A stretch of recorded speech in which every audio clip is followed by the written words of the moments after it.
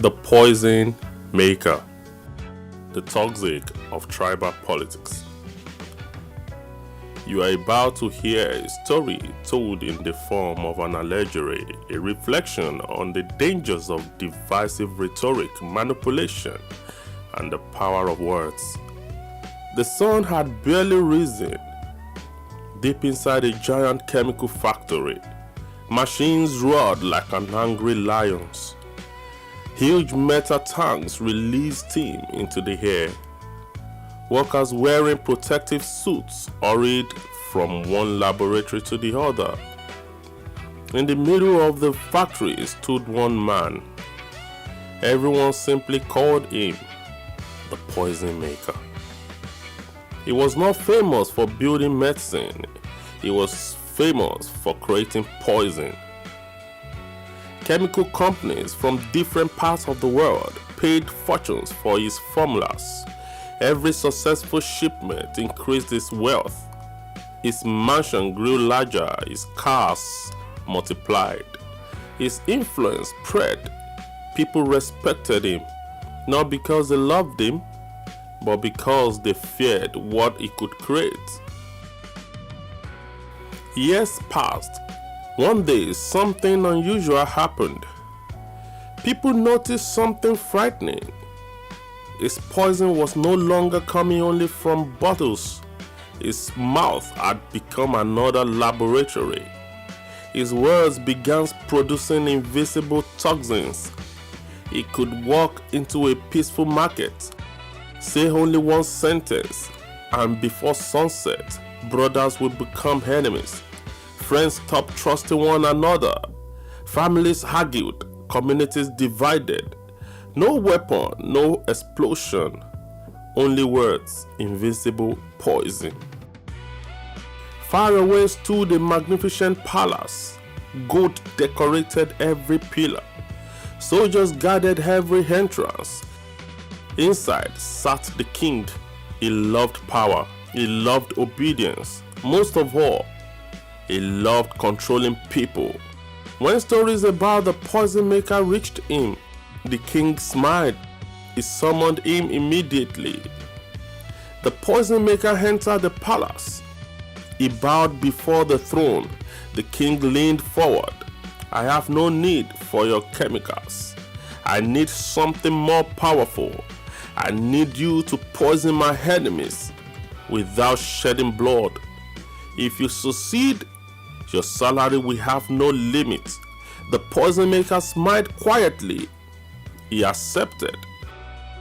The next morning, the palace courtyard filled with people, ministers, soldiers, merchants, judges, common citizens.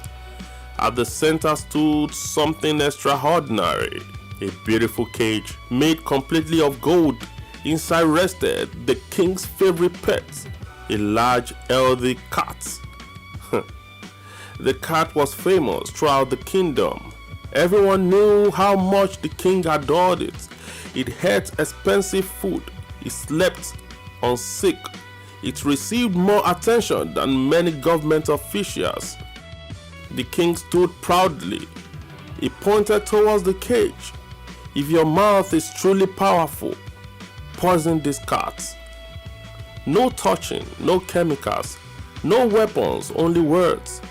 The crowd laughed. Some whispered, "It will fail." Others folded their arms. The poison maker walked slowly towards the cage. Empty hands. No bottle, no syringe, only his voice. He smiled at the cat. "My beautiful creature, the finest animal in this kingdom." The crowd listened. Then, he slowly turned away from the cage. His attention shifted to the king. He lowered his voice. "A king who feeds a cat better than hungry children. A ruler who trusts an animal more than loyal citizens. A palace overflowing with luxury while villages struggle to survive." His words became sharper. Questions replaced compliments. Doubts replaced celebration. The crowd stopped looking at the cats. Every eye turned towards the throne. 1 hour later, silence covered the courtyard. The cat stretched, yawned, coiled itself into sleep, perfectly healthy. But outside the cage, nothing remained the same. Faces had changed. People whispered. Some frowned. Some shook their heads. Others looked at the king directly. The poison had entered, not the cat, but the minds of the people. The king's face burned with rage. You failed. The cat still lives. The poison maker bowed respectfully. I succeeded. You asked me to poison what you value most. You never valued the cat. You valued your reputation. The courtyard became silent. The king's mind disappeared. That night, nobody slept. The conversation continued in homes, at village squares, inside restaurants, among soldiers, among judges, even inside the palace. Questions spread faster than wildfire. The kingdom itself had become infected. Money arrived. The royal councils argued. Ministers blamed one another. Generals questioned leadership. Even palace guards whispered among themselves. The walls remained standing, but authority had already begun collapsing. The poison maker climbed onto a stone platform. Thousands gathered. He raised one question: who deserves to rule? A king who treasures comfort, while his people suffer? Or someone willing to expose uncomfortable truth? Nobody interrupted him. Nobody shouted. The city listened. Every word landed like thunder. On the third morning, the palace gates opened, not by force, not by war, by the will of the people. The former king walked out. The poison maker walked in. A crown rested upon his head. The crown shouted his new title, Your Majesty. The new king ordered craftsmen to build another cage, not iron, gold, exactly like the one that once held the cat. The former king was invited inside. The cage suits you.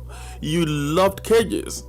Now rule from one. The former king entered quietly. Besides him sat only one companion, the same cat. Nothing else remained. Together, they disappeared into exile, never to return. Years later, children still told the story, not about poison, not about cats, not even about kings.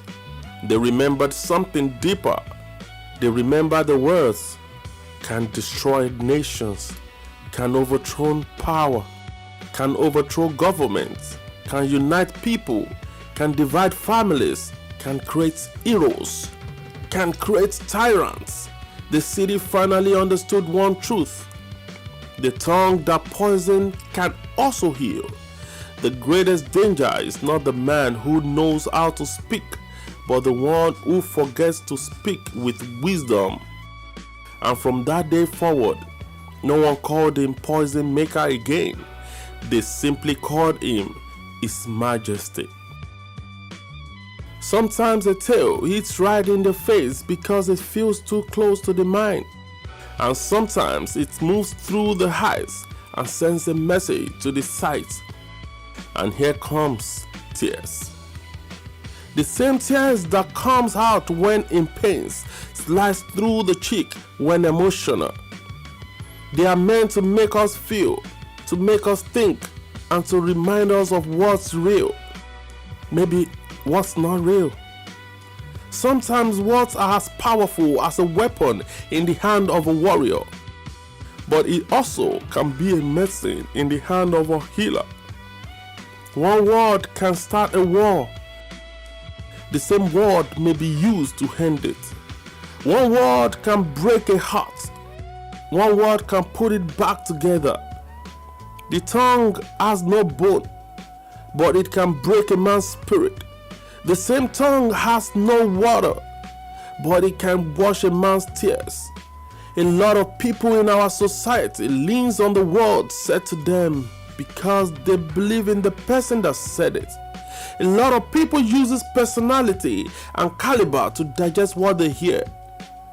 Some believe in the words of their pastors, their imams, or maybe their politicians, and they won't take the word of their doctor lightly. Yet the same people we also need a word to shape them, to pull them right, and to direct them. Where is your source of words that directs you? What you listen to more shapes and builds your mentality, and what you hear more molds your ideas professionally. We have heard more bad and sad news in this Nigeria of today than anything called good news. Propaganda releases a statement of peace when the evil is hidden in their narratives. Do we need a poison maker? Knowledge may be power, but the words are truth that keeps power restrained. Don't meddle with the government of evil. Their words are as sharp as a graphene hedge or obsidian blade. Politician is a character and their words is their logo. Don't let the words of a politician that failed you to lure you into oblivion. Wisdom is profitable to direct.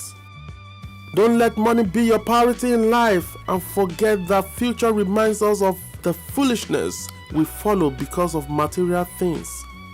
15k to vote for evil and $1 million to use your influence to create unlivable society? Do we need a poison maker? I can assure you that the words that proceed out of the mouth of the men of God in this country have no gravity in the corridors of wicked leaders. Perhaps you don't know. Words of the public is as strong as a brick wall in a child's playhouse. Just one voice in a multiple party system can deflate the strength of a rigging institution. The Senate and the reps don't care, and the executive won't care either. If you also don't care, join them. But if you are not ready to vote them out, be ready to remain in obscurity and keep your community in uninterrupted scarcity. The same system that was pronounced to procure your future is the politician's passage to wealth. Yet you are deprived of this, and yet you think voting them back is right. Your wealth and your future is in their bank accounts. So you know. Long live Nigeria, and forever may our unity remain strong. I remain my humble self, whatever you call me. See you next Thursday. Bye for now.